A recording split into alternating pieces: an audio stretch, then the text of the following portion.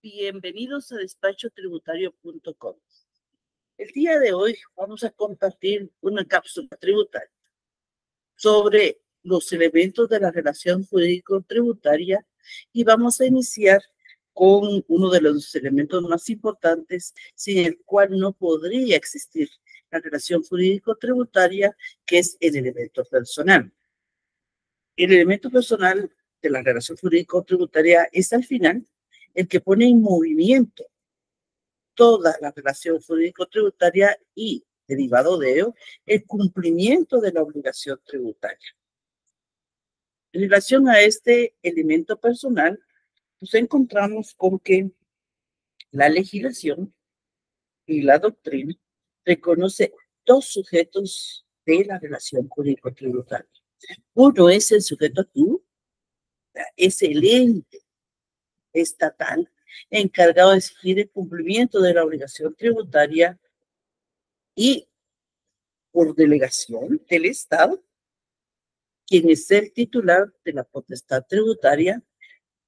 Derivado del poder imperio surge el poder tributario, por medio del cual el Estado crea, modifica, extingue cualquier tipo de tributo y también todos los demás movimientos que se puedan dar en relación a esa relación tan especial que existe entre el sujeto pasivo y el sujeto activo. Recordamos que en el ámbito del derecho existen muchas relaciones jurídicas, pero esta es muy especial. Dentro de estos sujetos se encuentra el sujeto activo, que es al final el que pone en movimiento por medio de la creación de normas o de la modificación de ellas, todas las obligaciones que el sujeto pasivo tiene que cumplir. Este sujeto activo está compuesto primero por los tres organismos del Estado, o los tres poderes del Estado, entre los que podemos establecer cuáles son las funciones de cada uno de los tres. En caso del organismo ejecutivo, que es por medio del Ministerio de Finanzas, la caja fiscal del Estado, la caja financiera del Estado. Recordemos que puede presentar propuestas de ley para crear nuevas leyes, para modificar las existentes, modificar sujetos pasivos, modificar también tipos impositivos, bases imponibles, hechos generadores. En segundo, no menos importante, sino que como segundo organismo del Estado, el organismo legislativo, que por mandato de la misma Constitución y mandato de la ley, es el organismo encargado de la legislación tributaria, de crear, modificar, extinguir la legislación tributaria, y por lo tanto, el que pone al final en movimiento la relación jurídico-tributaria por medio de las diferentes leyes que está creando o modificando. De ahí surge el poder imperio, el poder tributario surge del poder imperio por parte del Estado de crear los diferentes tributos. Esta potestad está reconocida en la misma Constitución Política de la República en el artículo 239. Y por último, y no menos importante, el organismo judicial, que es el órgano encargado de poner en movimiento todos los procesos y procedimientos judiciales en relación al cobro del tributo. Recordemos que el organismo judicial, por medio de los diferentes procesos que existen en la legislación guatemalteca, puede cobrar el adeudo tributario vía económico coactiva. También puede iniciar proceso contra un contribuyente que ha cometido un ilícito tributario y que tiene que esta situación se tiene que juzgar por los órganos jurisdiccionales competentes, que es el juzgado penal tributario. También en la relación a la contencioso administrativo, la misma Constitución Política de la República, en el artículo 121 de la Constitución, establece que la sala de lo contencioso administrativo revisará la juridicidad de los actos administrativos de la administración pública en general y de la administración tributaria en especial. O sea, los tres órganos del Estado, los tres poderes del Estado, de un Estado republicano como el nuestro, son los encargados de, como sujetos activos al final de la relación jurídico-tributaria, de que todo esto se cumpla. Pero en los países republicanos como el nuestro, en el que existen los tribunales constitucionales, el denominado en nuestro país Corte de Constitucionalidad, funcionan como un elemento supra en relación a los tres poderes, un poder supra que al final se va a encargar de que se cumpla todo lo establecido por los tres poderes del Estado. Ha existido un debate últimamente en relación a la competencia de los tribunales constitucionales en nuestro país, Corte de Constitucionalidad, hasta qué momento este poder supra no está delimitando de alguna forma las funciones de los tres poderes del Estado. Pero es una discusión que todavía está iniciándose. Veremos cuál es el resultado de la misma. Ahora nos vamos a específicamente la persona jurídica o individual en relación al derecho tributario, tomando como base otras tres áreas del derecho, como es el derecho civil, el derecho penal y el derecho laboral. Recordemos que el Código Civil, derecho civil, es la rama más importante del derecho en general, es la rama madre, se ha dicho, del derecho en general. Y el Código Civil establece qué es persona individual y qué es persona jurídica. Aquí entonces se nos está diciendo, bueno, son dos tipos de personas, una la individual y otra la jurídica, y fija un límite en relación a la persona individual, que es la capacidad. La persona individual, de acuerdo al Código Civil, puede limitarse su capacidad en relación a diferentes actos, hechos o contratos civiles, porque uno sea una persona menor de edad, no tiene la capacidad entonces o tenga alguna incapacidad que estableció el juez por medio de una resolución judicial después de un proceso. O sea, ella es una persona incapaz. En ese orden de ideas hay un límite en relación a la capacidad de las personas individuales dentro del área civil. En el Código Penal también nosotros nos encontramos con que también ahí nos encontramos con una situación muy específica en el límite del deber ser de las personas individuales. No así de las jurídicas, pero sí de las personas individuales, que es la inimputabilidad. Quienes no son imputables en relación a los diferentes delitos que establece el Código Penal son los menores de edad y también las personas incapaces, con una incapacidad demostrada por medio de una resolución de un juez competente.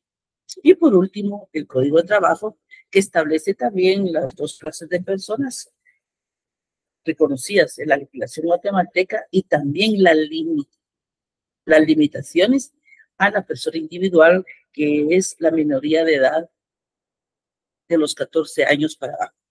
Y de los 14 años hasta los 18 años se necesita un permiso para poder trabajar, de ejercer los derechos en el derecho laboral de los menores de edad de 14 años en adelante, pero siempre con un permiso. O sea, es una limitación. ¿Qué pasa en el derecho tributario? En el derecho tributario esa limitante no existe, porque un niño, vamos a asumir que el niño tiene 10 años, puede llevar a cabo hechos generadores establecidos en la norma tributaria y poner en movimiento todo el procedimiento tributario en relación al pago del tributo. Por ejemplo, un niño que va a comprar una naranja. El niño que compra la naranja, en ese momento está llevando a cabo un hecho generador establecido en la ley de IVA. Y por lo tanto, está surgiendo la obligación de pagar el impuesto al valor agregado. No importa si el niño tiene 10 años, 12, cualquier edad. O sea, no existe esa limitante como existe en el derecho civil, en el derecho penal o en el derecho laboral.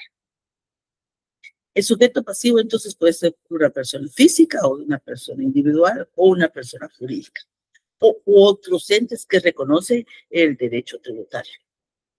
Sobre esta persona física o jurídica recaen las obligaciones tributarias, ya sea como contribuyente, sea el obligado por deuda propia o como un tercero establecido en la ley.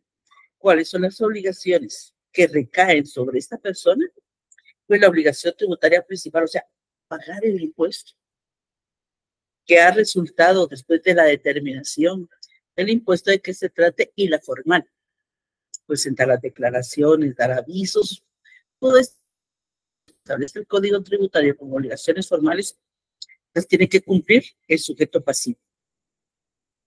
¿Pero qué es el sujeto pasivo? Nos podemos preguntar. La doctrina dice lo siguiente. Se hace referencia, dice, a los sujetos normalmente particulares, que no son estatales, lo que no significa que no puedan existir entes estatales que sean sujetos pasivos de la obligación tributaria para el cumplimiento de los deberes tributarios, sean estos pecuniarios o sean formales o no pecuniarios, o sea, pagar o no pagar o solamente reportar la determinación de la obligación tributaria. Que figuran, dice, que configura su estatus jurídico de sujeción al tributo, o sea, que son obligados, porque así lo establece la ley al cumplimiento de las obligaciones tributarias. ¿De dónde surge la obligación de nosotros, todos los ciudadanos de este país, para cumplir con las obligaciones tributarias? El artículo 135 de la Constitución Política de la República establece su literal de que es un deber de todos nosotros los guatemaltecos contribuir a los gastos públicos, o sea, los gastos del Estado, en la forma prescrita por la ley. ¿Y cuál es la forma prescrita por la ley? La ley del impuesto al valor agregado, del impuesto sobre la renta, ISO, timbres, YUSI, establecen la forma en que debemos dar cumplimiento nosotros a las obligaciones de tipo tributario, pero ante todo, ¿cuál es el hecho generador que da surgimiento a la obligación que todos nosotros tengamos que cumplir con las obligaciones tributarias, la forma en que la prescribe la ley?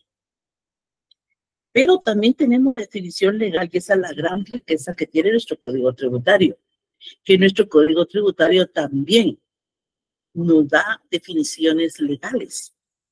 Ahí podemos encontrar nosotros que es impuesto, que es doctrina legal. Esa sí es doctrina legal porque está en la norma, que es también que es sujeto pasivo. En el artículo 18 nosotros encontramos quién es el sujeto pasivo de acuerdo a la legislación tributaria. Que es sujeto pasivo, parece el artículo 18, es el obligado al cumplimiento de las prestaciones tributarias. Así le dice el artículo 18, o sea, es la persona que se encuentra obligada por ley al cumplimiento de todas esas prestaciones que establece la norma tributaria, sea en calidad de contribuyentes, o sea, el directo, como por ejemplo en el impuesto sobre la renta, que es un impuesto directo.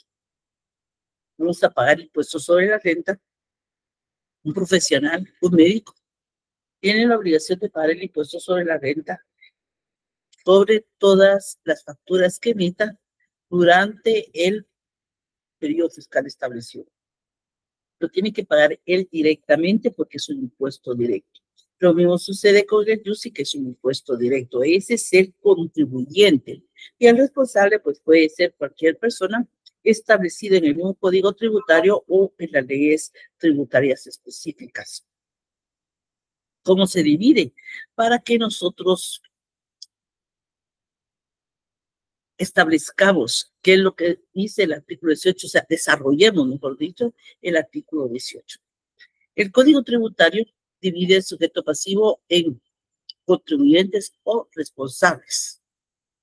Contribuyente, como lo mencionamos anteriormente, es aquella persona individual o colectiva que tiene deudas propias con el Estado y se denominan deudores, deudores tributarios. Son todos estos responsables directos al pago de la obligación tributaria. Como lo mencionamos anteriormente, el impuesto único sobre inmuebles, el impuesto sobre la renta y otro tipo de impuesto que sea directo. El IVA es un impuesto indirecto, el impuesto único sobre inmuebles es un impuesto directo. ¿Por qué? El sujeto pasivo es el mismo deudor y el obligado a dar cumplimiento a la obligación tributaria. No necesita de un tercero, a diferencia del impuesto sobre la renta en las que sí, por mandato de la ley, intervienen terceros. Por ejemplo, en la relación laboral, que una persona gana más de 5,000 quetzales en su relación laboral, o sea, como salario. La misma norma obliga al patrono a que le retenga el impuesto sobre la renta. Ahí hay un tercero, pero este tercero no es el deudor. El tercero es el sujeto pasivo, que es el contribuyente, que es al final el empleado.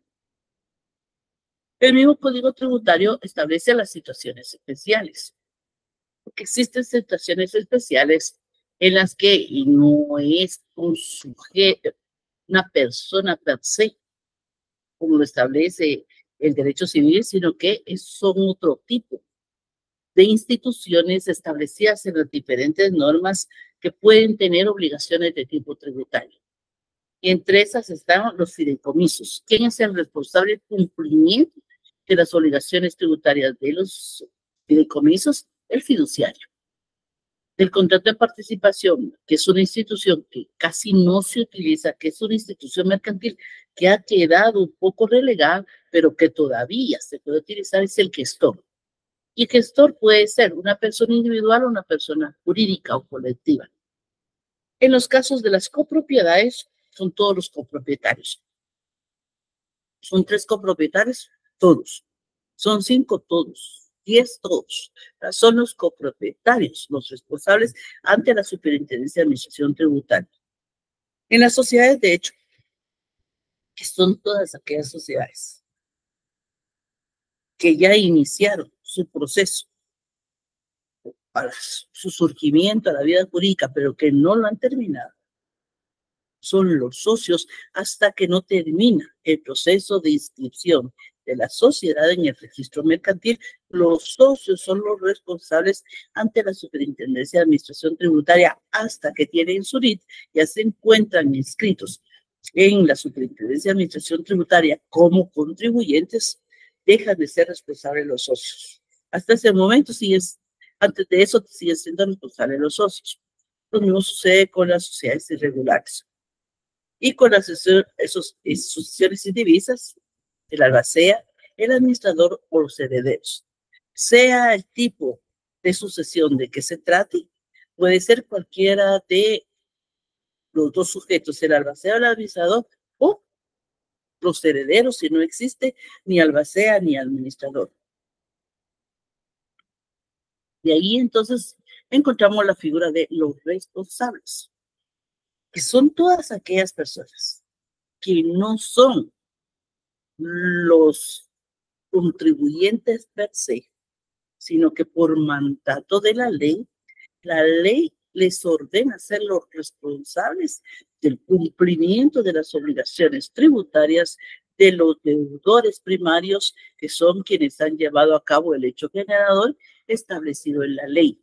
Y por eso se les denomina obligados por deuda ajena, porque ellos no son los contribuyentes, pero la ley les mandató a que ellos cumplan con las obligaciones tributarias, que se dividen en 2, los agentes de retención y los agentes de percepción.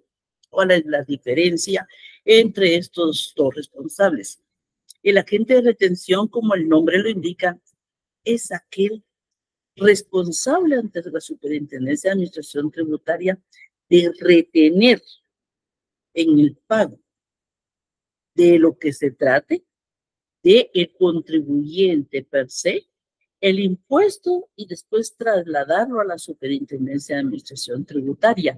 Aquí existe entonces tres sujetos: el contribuyente en sí, el Estado, que es el que recibe los tributos, y el agente de retención, que es obligado al final por deuda pera, porque no es su deuda, pero que por mandato de la ley tiene que cumplir con ese tipo de obligaciones, retener.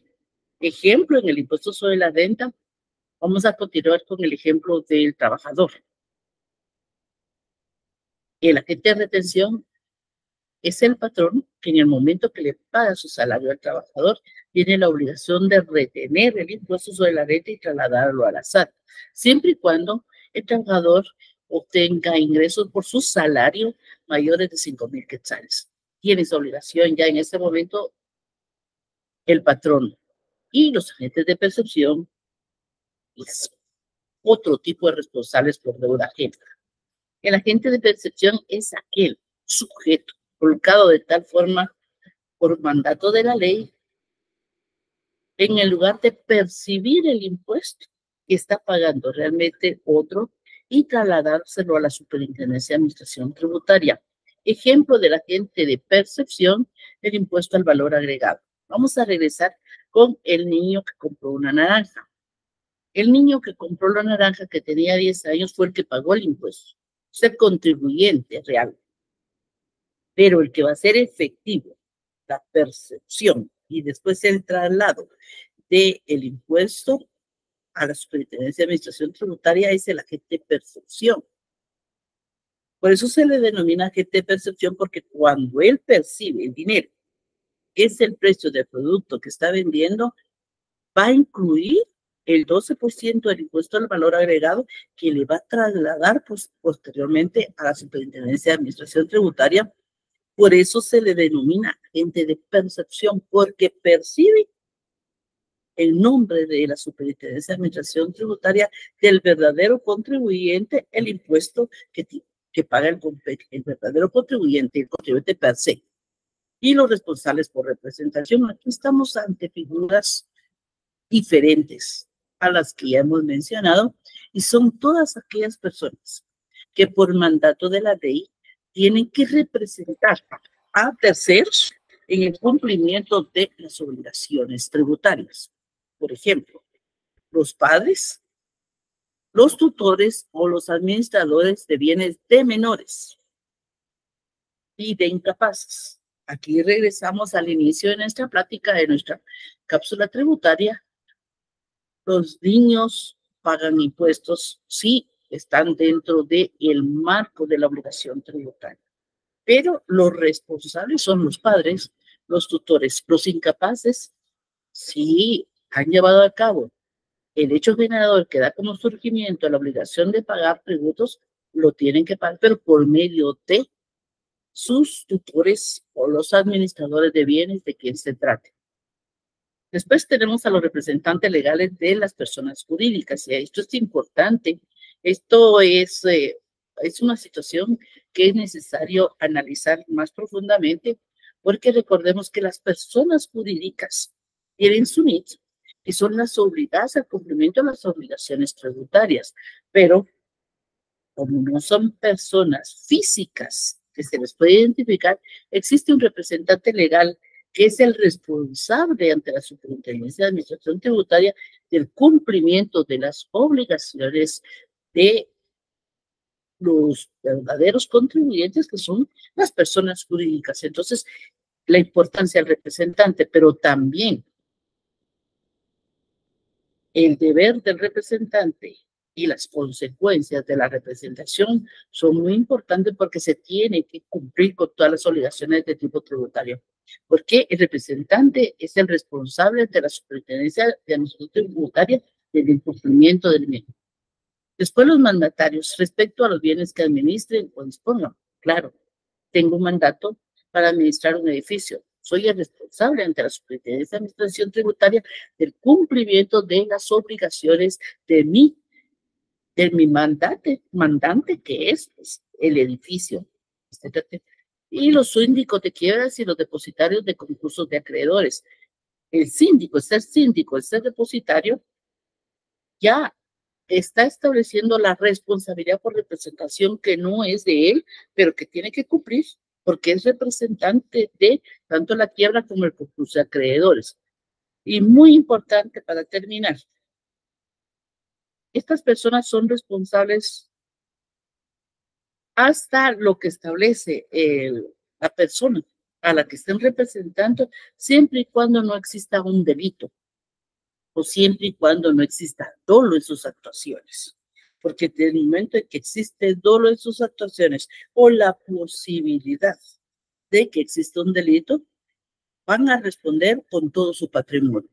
Mientras sea una situación eminentemente administrativa, no responden con su patrimonio, pero desde el momento en que ya no es algo administrativo, o sea, dentro de la administración tributaria, sino que ya se puede configurar la comisión de un delito, entonces ya responden por su propio patrimonio personal. Muchísimas gracias, esperamos que esta cápsula tributaria les haya servido a ustedes.